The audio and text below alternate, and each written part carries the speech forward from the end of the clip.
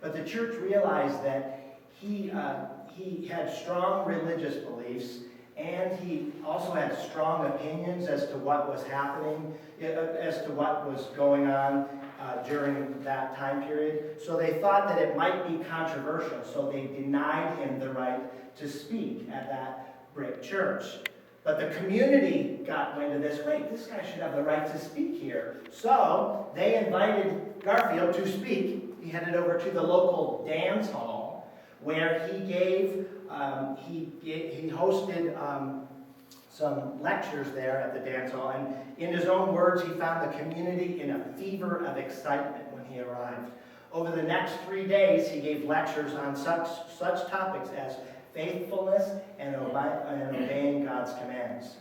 Now, as a result of this whole event, a man by the name of Anson Matthews, he's the guy who Garfield stayed with when he gave his speeches in South Newbury.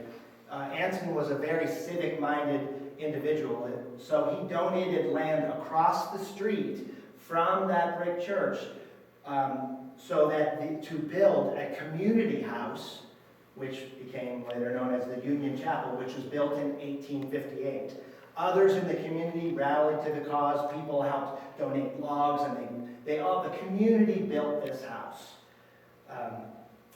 The deed for the chapel stated in a nutshell, whereas certain individuals of Newbury and vicinity have built a house, public hall, or meeting house on Lot 32 to be used for literary, scientific, moral, and religious purposes, for lectures upon all useful subjects, open and free for all denominations, but to be monopolized by no one or more, to the exclusion of any. So anybody could use this building. In 1870, the Northern Ohio Health and Dress Reform Association was organized in the chapel, and they met in the chapel. It attracted 70 women who disapproved of corsets, bustles, and sweeping skirts as unnecessary and unnatural. Ruth Fisher Munn was an early member of the Ohio Women's Dress Reform Movement in South Newbury, and she served as the first president of the association.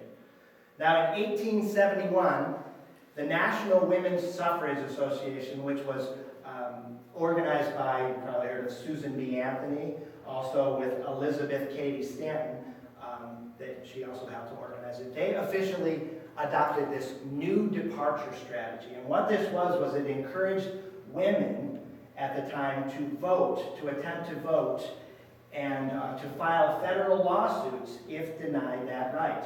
So, in the fall of 1871, when Newbury men were voting at the Union Chapel for governor, 9 women from that club stormed the Union Chapel and demanded to vote. And they did vote that day. However, their votes were conveniently lost on their way to Columbus. They never did reach Columbus. They were the first women in the state of Ohio to vote in any election. The next year, 14 women tried to vote again, but politicians apparently heard that they were coming, and they hired boys to smoke up the chapel with tobacco smoke to annoy the women.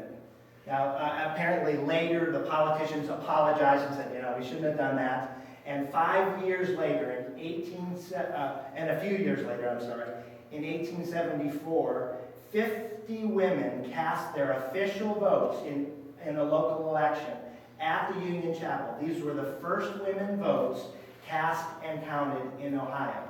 That's pretty amazing, I think. That is really an incredible history right there.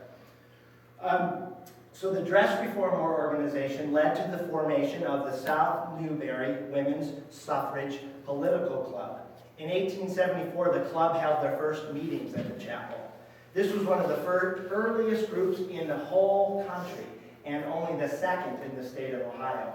But the bylaws of the club stated, "We believe in the absolute social, civil, and political equality of the entire human family without regard to race, sex, or nationality."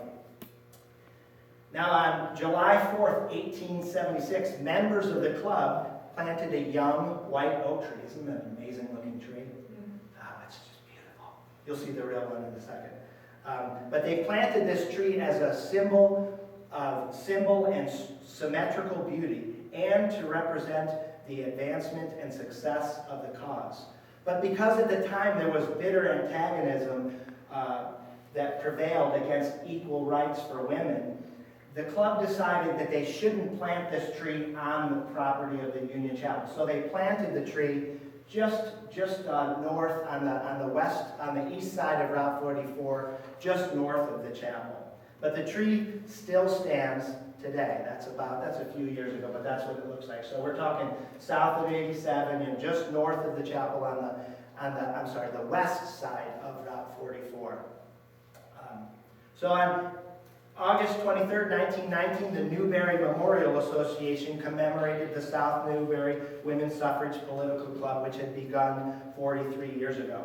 Here's a picture of attendees. This is Route 44, 1919, marching down Route 44 to services at the Centennial Oak.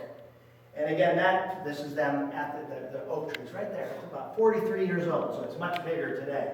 But the planting of that Centennial Oak, as I mentioned, also honored the United States centennial, as well as symbolically planted the roots of a movement for growth and equality in the country.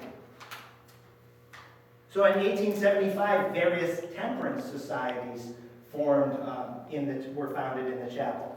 You probably know a little bit about temperance, but in a nutshell, temperance groups had one main thing in common. They were social movements which urged the reduced or prohibited use of alcoholic beverages.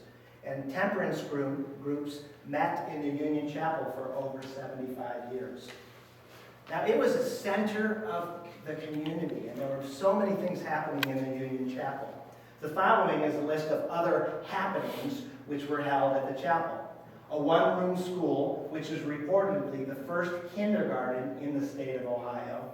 Sunday school, singing school, lending library, voting site, 4-H and Red Cross meetings held during World War II, raid warden meetings, plays, lectures, post-funeral services, festivals, dinners, moving pictures as early as 1901, debates, ice cream socials, reunions, band concerts, quilting bees, ramen sales, and many more.